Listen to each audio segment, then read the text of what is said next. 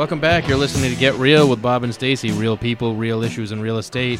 We're joined by phone by special guest and best-selling author Steve Manchester. Welcome to the show, Steve.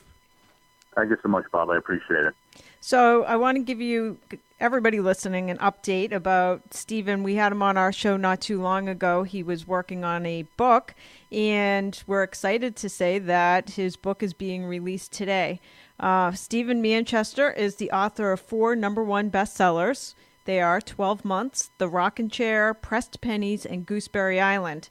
His long-anticipated novel, The Changing Season, goes on sale today. Steve is also the author of an award-winning novel, Goodnight, Brian. He has written A Christmas Wish, a Kindle exclusive, Wilbur Avenue, a novelette, and Just in Time, also a novelette, and The Thursday Night Club, a novella. While his work has appeared on NBC's Today Show, CBS's The Early Show, CNN's American Morning, and BET's Nightly News. 3 of Stephen's short stories were selected 101 Best for Chicken Soup for the Soul series, and he is the produced playwright of 3 shoeboxes.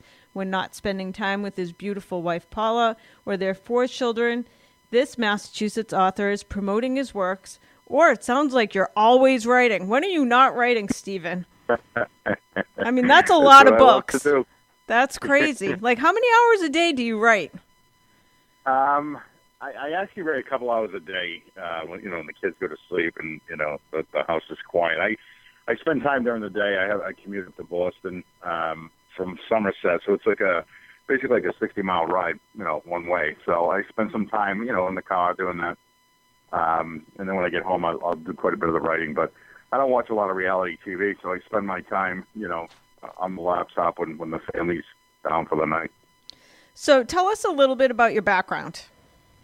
I actually grew up in Westport, Massachusetts, Horseneck Beach and all that, so a real small town. I graduated in 1986. I ended up getting a career in law enforcement. I worked for the police department for a short time, and I actually ended up in the prison system where I became an investigator for the Massachusetts Department of Correction. I was also in the National Guard. We got activated in 1991. I served in Operation Desert Storm, so the first Gulf War. We only did about 6 months over there, but it was brutal, absolutely brutal. Wow. So much so that, I made a decision that when I made it out of the desert, I was going to chase my dream down, which was to be a published author. So it's taken me years, but I finally, fulfilled that promise to myself. Wow. So we talked to you probably about 6 months ago, and at that time you said, I'm working on my next book called The Changing Season. Tell us, That's the new book that's out today. Tell us what that book is all about. The Changing Season is actually a coming-of-age book, which, at this point in my career seems somewhat odd that I would write that, but the timing's perfect. I have a son and a daughter. My daughter just, finished college. I have a son that has a semester left. Another boy in high school, so we're talking about college for him. So it's really, it was the time to do it, right? So it's a coming-of-age book, really taking a look at this generation, which, I'm not trying to be insulting, but it's somewhat entitled, that hasn't really worked all that hard and has had a lot of things done for them.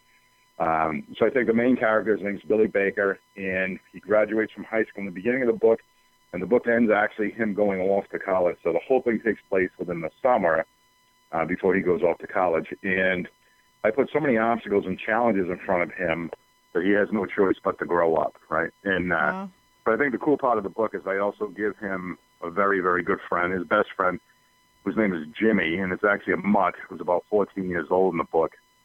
So Jimmy's actually his confidant and, the person that he talks to. So rather than doing all this internal dialogue, he's, always talking to the dog, so you have a sense of what's going on with him. But it was a lot of fun. I think, the reviewers have really, really been kind. We've gotten some real acclaim for the book, and I think that it's highly relatable. So it doesn't matter whether you're young or old, male, female. I think you'll really be able to relate to this book, right? Whether or not you're a dog lover or somebody who remembers, having graduated from high school and not knowing what to do with their lives, or somebody who's going through it now. Wow. So basically your audience is anyone? Yes, I would say, I'm probably like the high end of young adult, all the way through like new adult, contemporary, and beyond that.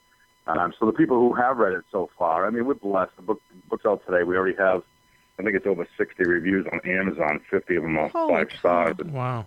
The people, I mean, the ages vary, the readership varies, which is fantastic. And that's really, the intention of this book was to grow my audience, my readership, but to really get something that's highly relatable to all audiences.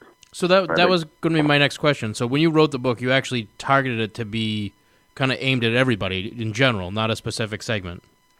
I did. I mean, from a writer's perspective, to put a dog in the book is a bit of a layup in a sense, right? I mean, people have had a dog. Most people, so I write 80% of this dog. The other 20% becomes the dog that you grew up with. So it's very easy as a writer to endear a character like that to the reader, right? So by putting the dog in the story, he actually helps to tell, the story as you go through it. But I think because of that time and place, most people when they were graduating from high school were lost, right? And it's at a time where you have to make these major decisions and you're ill prepared to make them. So I really wanted to capture that. So speaking of animals, I know that you are doing something with the ASPCA with this book. Yeah, we are. We're actually giving a percentage of the profits and proceeds to the ASPCA. That'll be 50 cents per book, which is donated. Wow.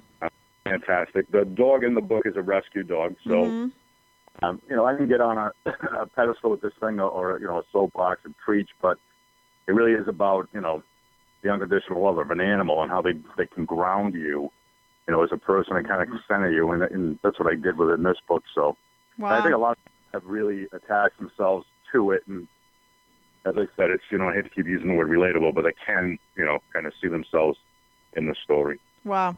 So somebody like you have all of these novels that you get all kinds of acclaim for. I mean, just to have so many reviews on this one that's basically brand new, The Changing Season. Right. How long do you stay on that high for? Because it sounds like you're just already back writing the next book. Yeah, it's definitely a mix. It's funny, like today being the release date, people would think that it's very climatic, and it's not. I mean, it's a pleasure being on your show. I've done some other things today, but it's really about the work. I mean, I really, really enjoy writing, right? And the marketing, not so much, but it's it's necessary. I mean, you need to get out there and connect with people. So, I do a lot on social media and the prep work that goes into it. I mean, I've been marketing this book for the last 6 to 8 weeks. So to get onto another project is such a joy because it's what I love to do. I love to create characters and stories. So, but it's also thrilling, and it's, I'm not going to lie to you. I mean, it's, when people can, come back to you and you can stop this discussion. It's not about praise, but it's about having this dialogue with other people where they can kind of see where you were coming from and, they can connect to it and therefore connect to me, which is fantastic. Wow. So when did your first book come out? Well, I wrote under a pen name Stephen Hurwitz, which was a blessing because it took me a long time to really, cut my teeth and learn how to write. So the first couple of books I wrote under a pen name Stephen Hurwitz, and I'll be the first to say they weren't the best books written. So it takes time, and really, I would say the first book that had any type of substance where I knew, I at least had a shot at a career as a writer is a book called The Unexpected Storm, which was autobiographical. It was nonfiction. It was about the first Gulf War, and really it served as a catharsis for me, to help heal my soul from that brutal experience. So, and that came out in, I think it was 2000. Wow. So you use writing to heal as well, right? For yourself. Absolutely. That's awesome. So do you ever have days or weeks go by that you don't write at all, or no? Yes. Oh yeah, absolutely. Yeah, it usually takes me about 9 to 10 months, Stacey, right, to write a book. Now, because I've learned how to storyboard and I've gotten much more efficient, with the process, it takes me about 6 months, to get a first draft. And a first draft for me is really like 80% done, right? So then I start working with the copy editor, and we go back and forth, and there's a lot of give and take. But excuse me. So I write. In the last 5 years, I've been putting out one a year, which is somewhat insane, but. The business model has called for it. It's the time for me to really put the work in, as I start to gather a readership. So, it takes me about 6 months to write the book. I then take several months off. I started doing some research on the next book, which is just as fun. And then the writing begins again. Do you have a favorite book that you've done? The answer, the real answer is always the next book, right? But Yes. I love The Changing Season, and I love another book I wrote called The Rocking Chair. And really because it was based on, the main character was based on my grandfather, who's been dead for 30 years. But it was, I was so attached to that character. Wow. And what about the book you're working on now? What is that about? It's called Ashes, and I wanted to capture, another point in time. My brother works for NASCAR, and he was up, this past summer. I'm sorry, he was actually up over the Christmas break, and we're both entering middle age, so it's funny how the kids are getting older. The careers are kind of set. I mean, we're not looking at the sunset yet, but it's it's very different. The conversation about doctor's visits and all sorts of stuff. So I wanted to capture, unlike this coming of age book, I wanted to capture middle age. So I have these two brothers that travel across the country from Salem to Seattle with their father's ashes, and they can't stand each other. They absolutely hate each other. And the only thing they share in common is that they hated their father more. Wow. So it's stuff, there's some comedy and, just really true-to-life type relationships. That's awesome. And I know, just because I know I follow you on Facebook for The Changing Season, do all of your books take place in New England? Yeah, they do now. It's funny. I wrote The Rocking Chair, and it took place in Montana. But, Stacey, honestly, it was like, I don't want to say it's a waste of time, but I spent so much time researching Montana dairy farming and flying pigeons that, I became an expert at that stuff rather than, just place the book here. We already know about it. I mean, I already know about the weather and, vegetation, and you don't have to do too much research. So everything from here on will take place in New England. Yes, because I know I follow you on Facebook, and I see that you put out, last week I think, you put some pictures of places that you have featured in the book that are real places throughout New England. Yeah, and I think people get a kick out of it to have that local flavor. Yes. It doesn't matter to somebody who's reading the book in Nevada or Sweden, but for folks here, it's funny that you can start to gain momentum and really get some interest and some support behind you when a book is released. But for me, it's just a lot of fun. I mean, if I'm putting somebody in a pizza shop, I might as well put them in, a pizza shop I hung out with, at when I was a kid. Stephen King does that. Like, all of his are in Maine and around where he lives. Yeah. So. Yeah, it's fun. It's actually like giving somebody a wink. I mean, I was contacted last week from, basically, it's a breakfast diner, and the guy asked me if I wanted to do a book signing in there, and it'd be crazy to say no. So obviously I said yes, but it would probably be one of the best book signings I've ever had because yes, I'm going to come out for it, right? And the guy's thrilled because his place is in the book. Yes. Maybe your next coming-of-age story, it could be about people who buy houses using Ross Mortgage and Lair. Absolutely. Nice. Why not? It's a thought, right? Yeah. My curiosity is, do you read a lot?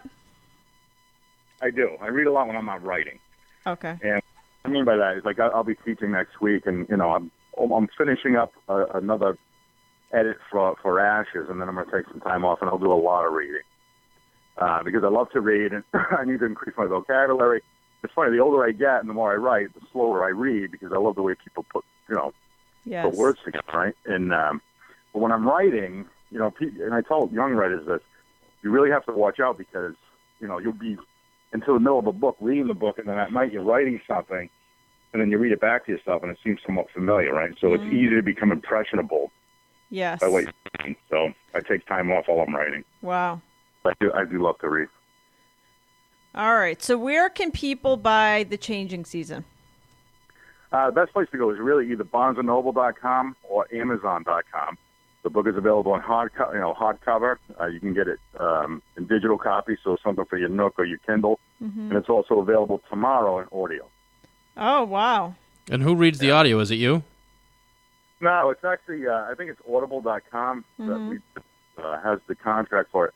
And at first, I'll tell you about it, I wanted to do them, but I don't know if you've ever seen that process. Like, I wouldn't, because they send me, these different clips, and I'll come back and say, you need to pronounce this differently. So it's a real tedious process. But they use, professional voice actors, which I appreciate. Gotcha. So you're not saddled with doing it. You're on your own. No, I wouldn't. Like I said, at first, I really thought it would be a thrill to do that. but it's more of a thrill to hear somebody else, read your words back to you, Yes. which is kind of cool. Yeah. All right. Any upcoming book signings in the coming weeks in the Boston area that people should check out? No, I'm going to be working on putting some of that stuff together, and I will have it on my website, which is StephenManchester.com. Okay. And folks can also connect with me on Twitter, as well as Facebook. Probably the best place is Facebook. If you send me a note, my turnaround time is usually about 4 minutes. So if you do want to connect, but I will be posting, all the events and appearances as we go along. Okay, awesome. And are those opportunities where people can get the Changing Season and also potentially some of your other books if you... Yeah. Okay. Yeah. We'll make sure, stuff's available. I mean, if I'm coming up to an event, normally the bookstore will order, my backlist Gotcha. as well. Okay, awesome. Stephen Manchester and The Changing Season, and you can visit him at StephenManchester.com or find him on Facebook or Twitter. Great. Thanks for being on the show with us again, Steve. It was Thanks. great having you. Thank you both. I really appreciate it. You're very welcome. And that's going to do it for this edition of Get Real. Make sure you join us again next weekend for more.